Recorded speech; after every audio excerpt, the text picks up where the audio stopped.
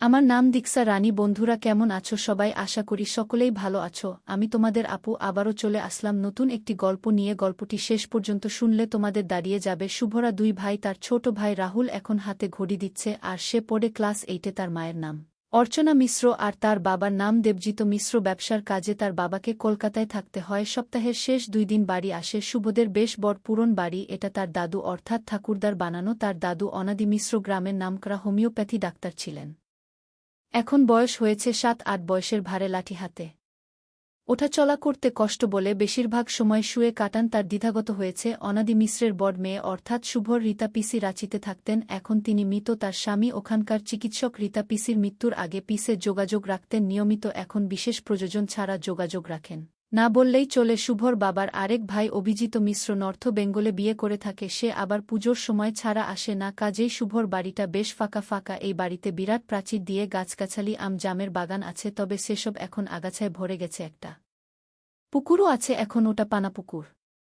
শুভর মা অর্চনায় এই বাড়ির সব সামলায়, ছেলেদের পড়াশোনা, টিউশন, শ্বশুর মশাইরা সেবায়ত্ন, এত বড় বাড়ির যাবতীয় কাজকর্ম সে নিজে হাতেই করে। শুভর বাবা দেবজিৎ খুব শান্ত স্বভাবের লোক। ব্যবসা তার রমর মেয়ে চললেও লোকের ক্ষতি করে না, বরং উপকার করে। তার বয়স 4, গায়ের রং ফর্সা, মাথায় পরিষ্কার টাক পড়েছে, চেহারা ভালো। গ্রাজুয়েশন করেই ব্যবসায় লেগে পড়ে সে, তারপর নিজের হাতে ব্যবসাটা দাঁড় করায়। এর জন্য সে তার স্ত্রী অর্চনাকেই কৃতিত্ব দেয়া। স্বামী কর্তব্য পরাজনা, স্ত্রী অর্চনা বাড়ির সমস্ত কাজকর্ম বেঁধে না সামলালে সে হয়তো সফল হতো না। অর্চনা পরিশ্রমী মহিলা, সারাদিন বাড়ির নানা কাজ করেও তার শরীরে স্বাস্থ্য আছে। বাঙালি দু বাচ্চার মায়েদের শরীরে যেমন একটু মেয়ে জমে যায়, তেমন তার বয়স এখন 3-8। সেও ফর্সা, তার মুখে একটা স্ত্রী আছে। 1-8-তে উচ্চ মাধ্যমিক পাশ করবার পর সবে কলেজে উঠেছিল অর্চনা, তখনই অনাদি বাবু পছন্দ করে ছেলের বুকরে আনেন। তারপর সংসারের কাজ করতে করতে আর পড়াশোনা এগোনি সুরমশাই। এর একমাত্র ভরসা অর্চনায়। এবার আসা যাক লালির গল্পে। শুভ আর তার ভাই রাহুল বাগানে খেলা করছিল প্রতিদিনের মতো। অর্চনা 2 হাঁটুর উপরে তুলে কাপড় কাটছে সাবানের ফেনা মাখা হাত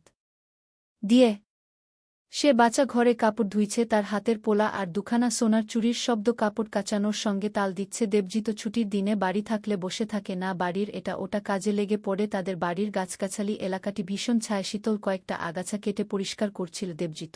আচমকা ছোট ছেলে রাহুলের চিৎকার শুনে অর্চনা বাঁচা ঘর থেকে চেঁচিয়ে ওঠে, কি হলো রে? এই শুভ, তুই আবার ভাইয়ের গায়ে হাত তুললি? দেবজিৎ বেরিয়ে এসে দেখো শুভ দাঁড়িয়ে আছে মেইন গেটের কাছে, দিয়ে বলল, কিরে ভাই কোথায়? শুভ ভয় পেয়ে বলল, বাবা কুকুর। কুকুর?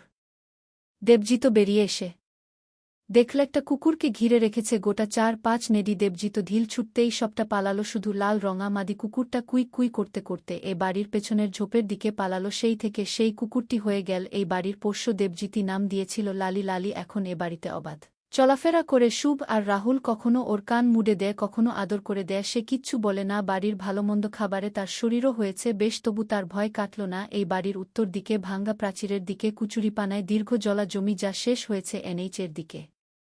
প্রাচীরের ওপাশে একটা পাগল এসে জুটেছে কদিন হলো। রাহুল এখন ছোট, তাকে চোখে চোখে নজর রাখে অর্চনা, কিন্তু শুভ স্কুল থেকে ফিরবার সময় কত কি দেখতে থাকে। জলাজমির পানার মধ্যে সাপের ব্যাঙ ধরা, তাদের বাগানে দুটো বেজির খেলা, এছাড়া সম্প্রতি আমদানি হওয়া পাগলটার আচরণ, সব লক্ষ্য রাখে সে।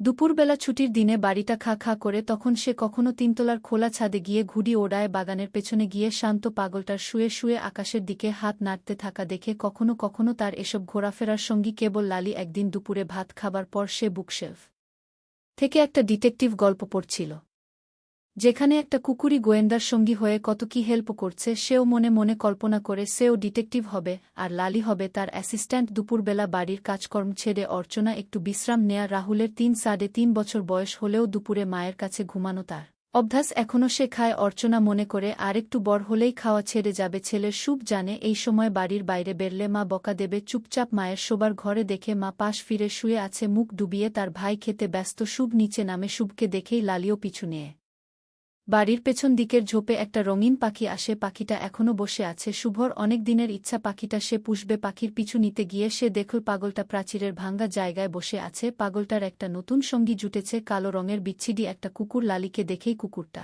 তেড়ে এলো। লালি ভয় পেয়ে 2-1 বার ঘেউ ঘেউ করে পিছু হটল। পাখিটাও ভয় পেয়ে পালালো। মনে মনে রাগ হচ্ছে শুভর এমন ভীতু কুকুর। শুভ গোয়েন্দার অ্যাসিস্ট্যান্ট হতে পারবে তো? কিছুক্ষণ পরেই তাজ্জব জিনিসটা দেখল শুভ, কালো বিচ্ছিডি কুকুরটা লালির পিছনে গিয়ে চড় উঠল লালি, আর ভয় পাচ্ছে না। কালো কুকুরটাও চড়ে উঠে একটা ধাক্কা দিচ্ছে। শুভ কখনো কুকুরের মাঝখানের পা দেখেনি, পরিষ্কার দেখছে কুকুরের মাঝখানের পাটা লালির ওখানে ঢুকে যাচ্ছে। কতক্ষণ ধরে এসব দেখছে শুভ, তারপর সেই ধাক্কা আর নেই, শুরু হলো কাঁপুনি, যেন দুটো কুকুর জুড়ে গেছে। এমন দৃশ্য যে কেন হলো বুঝতে পারল না শুভ। সেদিনের পর থেকে পাগলটার কালো কুকুরটাকে দেখলেই ধারে কাছেই ঘেঁষে না লালি। ভাদ্র মাসের দুপুর, বেশ গরম। স্কুল থেকে ফিরছিল শুভ আর তার বন্ধু সমীর। শুভ পড়াশোনায় ভালো, সমীর ভালো না, তবে সমীর অনেক মজার মজার কথা বলে শুভকে, যা শুনে বেশ মজা পায় শুভ। শুভ স্কুল থেকে মাঠ দিয়ে ফেরে অর্চনা ছেলেকে বলে দিয়েছে হাইওয়ের ওদিকে গাড়ি ঘোড়ার রাস্তা দিয়ে না এসে এধার দিয়ে আসতে প্রাণের বন্ধু সমীর, তাই সেও এই পথেই বাড়ি ফেরে। রাস্তায় একদল কুকুরের লড়াই লেগেছে। শুভ ভয় পেয়ে গেলে সমীর বলে, ভয় পেলি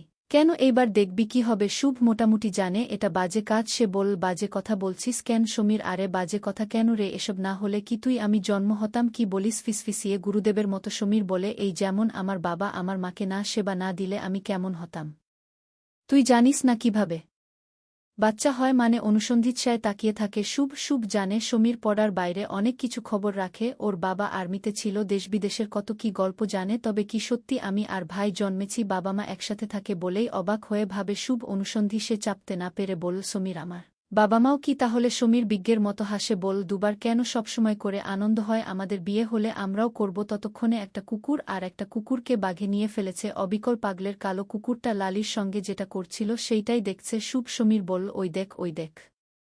শুভ শুভ অবাক হয়ে ভাবছে, তবে লালিরও বাচ্চা হবে, বা হলে তো ভালো, নতুন কুকুর ছানা হবে। আবার ভাবল, বাবা ও কি মাকে এরকম? সমীর বল, কি ভাবছিস শুভ? মানুষও কি এরকম? এরকমই, তবে একটু অন্যরকম। ছি, এগুলো বাজে কথা। সমীর বলছিস কেন বাজে হবে কেন? শুন, তবে এসব বড়দের কাজ বলে, এগুলোকে লোকে লুকিয়ে লুকিয়ে করে, কিন্তু এগুলো বাজে হবে কেন? আচ্ছা সমীর, তুই কখনো এসব দেখেছিস? সমীর একটু চুপ করে বল, প্রায় রাতে বাবা মাকে দেখি তো। তবে জানিস শুভ, কাউকে বলিস না। আমার বাড়িতে যে সুবীর কাকা ভাড়া থাকত, বাবা যখন আর্মিতে ছিল তখন কাকা মাকে সেবা দিত।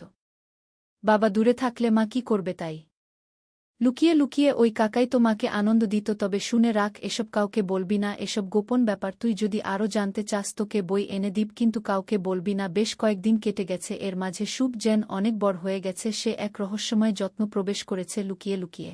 সমীরের দেওয়া বেশ কিছু বই পড়ে জেনে ফেলেছে সে, বাকি সত্যি যে এতে আনন্দ তা বুঝতে পেরেছে লালিকে দেখে। লালি যতই ভয় পাক ওই কালো বিচ্ছিরি কুকুরটাকে, তবু মাঝে মাঝেই দুটো জোড়া লেগে গেলে লালি কেমন চুপ করে যায়। সবচেয়ে মজার জিনিস যেটা শুভ জেনেছে সেটা হলো মেশিন মাঝে মাঝে দাঁড়িয়ে যায় কেন, বই পড়ে সে বুঝে গেছে তার কারণ। অথচ তার মা যখন ভাইকে দুপুরবেলা ঘুম পাড়ানোর জন্য খাওয়ায় তখন তখন তার মাঝে মাঝে লাফালাফি করত। এখন সে জানে, তাছাড়া তার প্রাণের বন্ধু তথা গুরু সমীরও শিখিয়ে দিয়েছে কিভাবে সবকিছু লুকিয়ে রাখতে হয়। এত শুভের মাঝেও সে তার বাবা মাকে কখনো সেবা দিতে দেখতে পায় না। শুভ মনে করে তার বাবা মা এসব করে না, হয়তো না লালির বাচ্চা হয়নি তার আগেই ও যে কোথায় চলে গেল খোঁজ নেই। এদিকে পাগলটা আস্তানা গেড়েছে জমিয়ে, মাথা ভর্তি ঝাঁকটা চুল, দীর্ঘদিন না কাটা দাড়ি, গোফ ভীষণ খারাপ চেহারার, গলায় একটা ঘুমসিতে যত রাজ্যের মাদুলি আর তামার পয়সা ঝোলানো একটা ছেঁড়া ফাটা ব্যাগ। ওতে যে কি আছে কে জানে, আঁকড়ে রাখে সবসময়, কিন্তু সবসময় যেন কিছু ভাবছে। একা একা দাঁত বের করে হাসছে, এবড়ো খেবড়ো দাঁতগুলো জঘন্য হলদে দাঁতে লাল, ছোপ ছোপ ঝুঁকে ঝুঁকে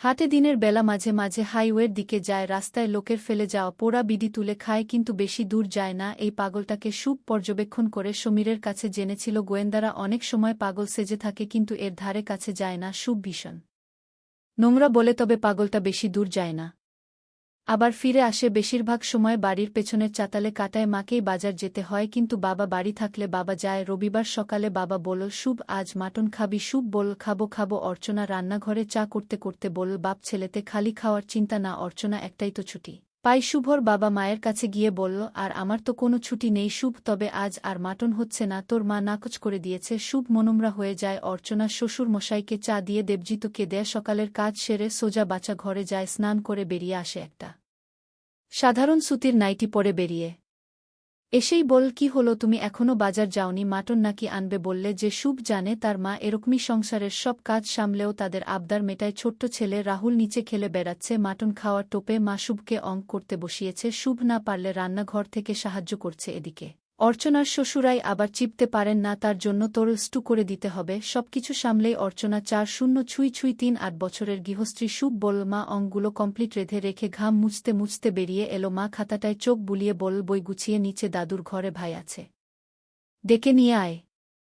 শুভ এইটে পড়লেও এখনও মা স্নান করিয়ে দেয়া দুই ভাইকে মা স্নান করিয়ে দিয়ে বলল, কই গো, এবার তুমি স্নানে যাও। দেবজিৎ স্নান করে বেরিয়ে আসতেই দেখল টেবিলে সাজানো খাবার। খাওয়া দাওয়ার পর অর্চনা টেবিলে এঁটোকাটা তুলতে এসে বলল, দেখলে তো, এই তোমাদের খাওয়া খাবে কম, নষ্ট করবে বেশি। আহা অর্চনা, উচ্ছিষ্টগুলো পাগলটাকে দিয়েছ না, তবে আর নষ্ট হলো কই? হ্যাঁ, হাত পুড়িয়ে আমি তো পাগলের জন্য রাধি। এত খাবারগুলো যখন মা পাগলকে দিতে যায়, শুভ পেছন পেছন যায়, সবসময় পাগলটা যেন হামলে পড়ে খাবারের উপর। অর্চনা খাবারটা পাগলের কাছে নিয়ে যেতে পাগলটা তার অ্যালুমিনে থালায় নিয়ে নেয়। শুভ বল, মা দেখো কেমন গোবগ্রাসে গিলছে, দেখি বেচারা কত কষ্টে আছে। মা, ও কি কখনো ভালো হবে না? ডাক্তার দেখালে হতে পারত মা, আমরা ডাক্তার দেখাতে পারি না। বলেই শুভ চাতালের দিকে সরে গেছিল। অর্চনা বাধা দিয়ে বলে উঠল, শুভ যাস না। অর্চনা প্রতিদিন পাগলটাকে খাবার দিয়ে আসে, তার ভীষণ দয়া হয়, এত কাটা সব চিবিয়ে খায়। শুধু তাই নয়, তার কুকুরটাকে ভাগ দেয়। অর্চনার ইচ্ছে করে না এটোকাটা দিক পাগলটাকে একটা মানুষ, তাদের এটো খাবে কেমন যেন লাগে, তাই অনেক সময় ভালো খাবারও খেতে দেয়। দেবজিৎ জানে চনা ভীষণ দয়ালু।